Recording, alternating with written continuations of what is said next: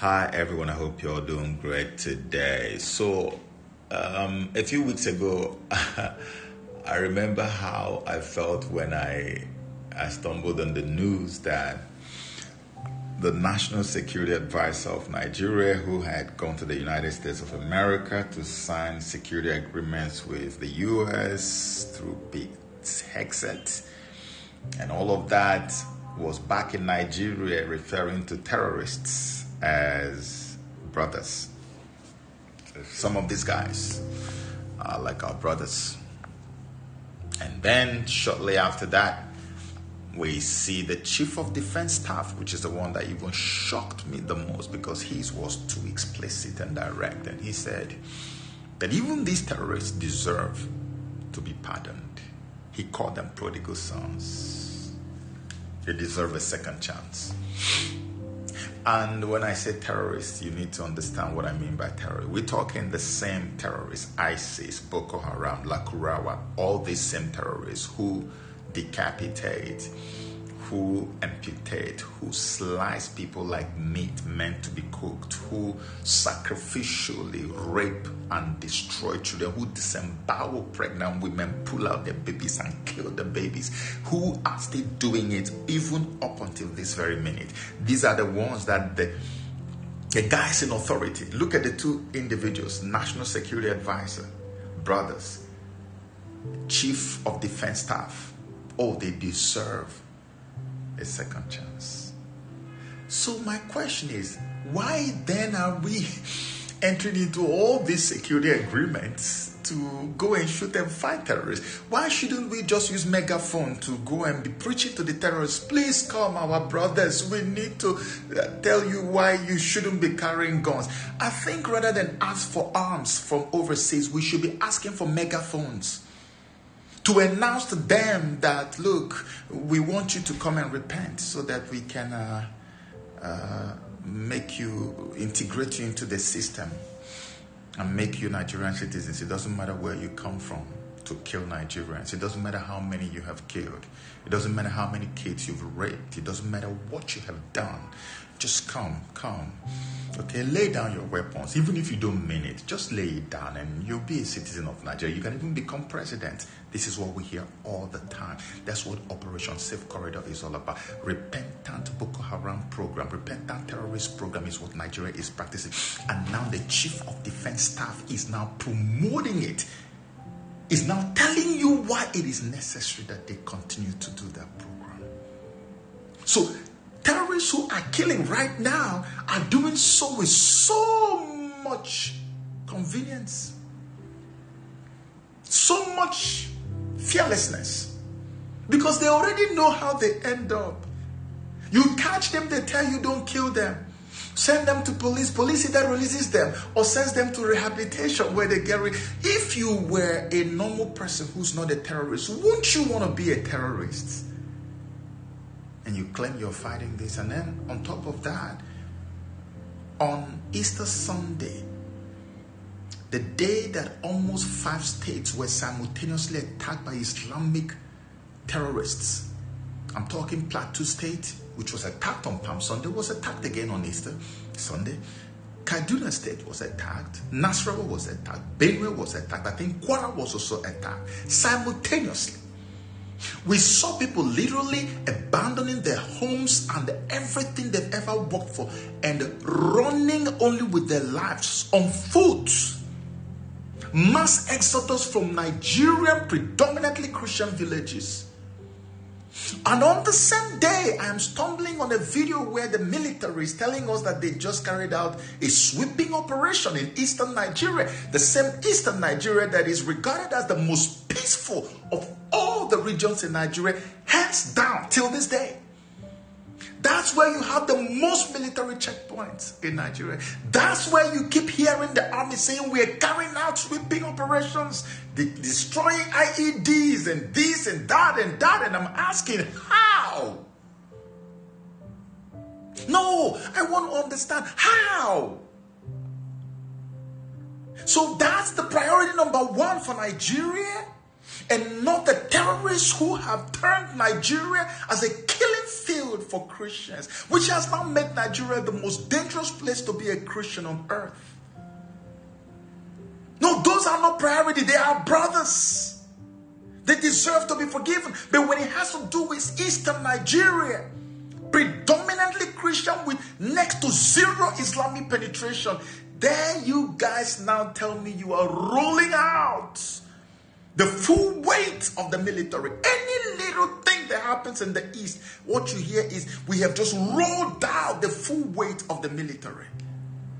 But the same military gets killed in the north by terrorists in their dozens, in their numbers.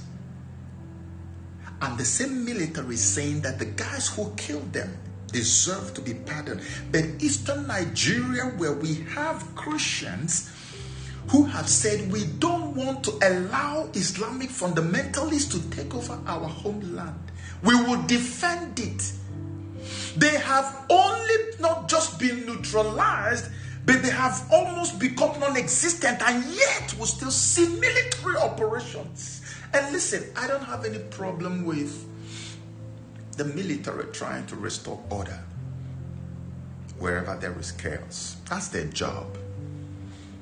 A state governor might as well just say, hey guys, we have this problem, come and help us. And they will go, I don't know the details.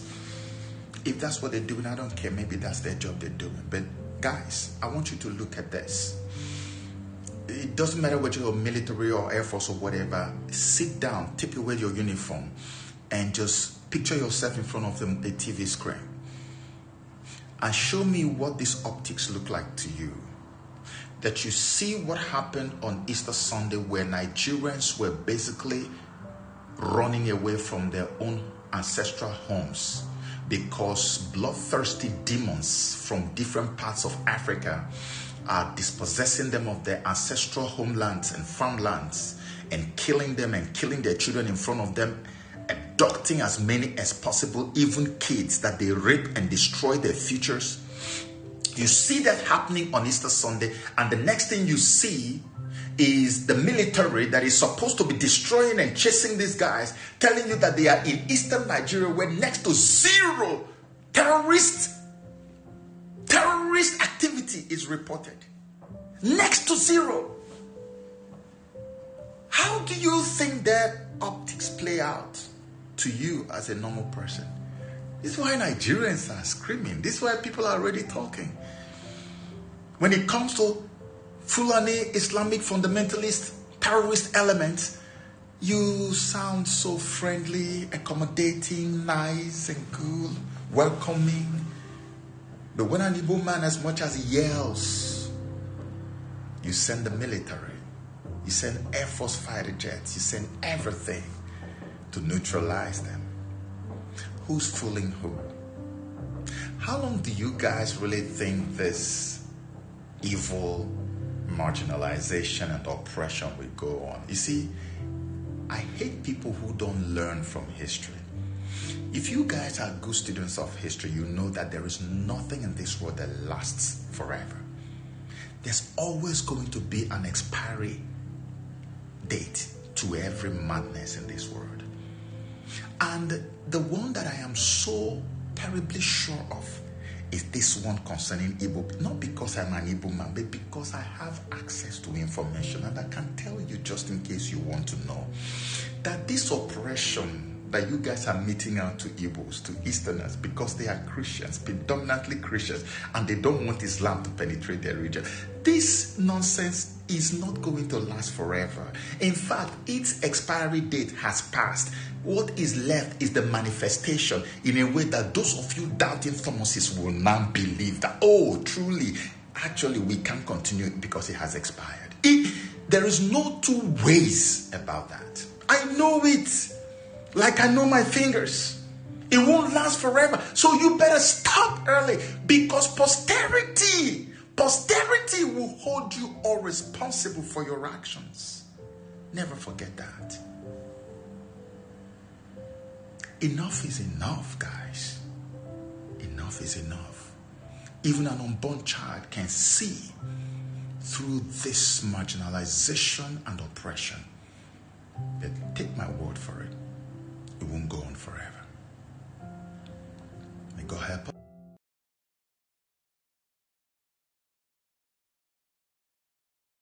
Of a country, a place where terrorists are called brothers, but IPOB are called terrorists. I keep asking myself, what kind of country is this? How is it that those who openly terrorize communities, destroy lives, and leave innocent people living in fear are still referred to as our brothers by those in power? Yet the same government is quick to label IPOB as terrorists. Every time I hear that statement come from the mouths of Nigeria's military and political heads, I cannot help but wonder where justice truly stands in this country. It leaves me deeply troubled. It makes me question whether truth still matters, or whether labels are simply used to serve political interests. How can one group be embraced with words of familiarity and brotherhood, while another is condemned without hesitation? What exactly is the standard being used? Is it justice, or is it convenience? These contradictions are what make many of us lose confidence in the system. It feels as though the lives, voices, and concerns of ordinary people are treated differently depending on who is involved.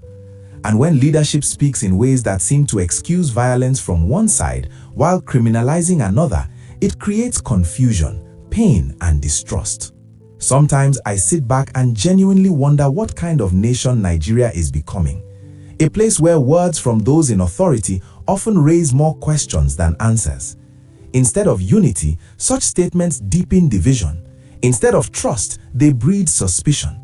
As a citizen, it is painful to watch, because all anyone truly wants is fairness, consistency, and a country where the same standard of justice applies to everyone. That is why we cannot remain in the same country with these animals. We want out, and there's nothing stopping that. Stay tuned.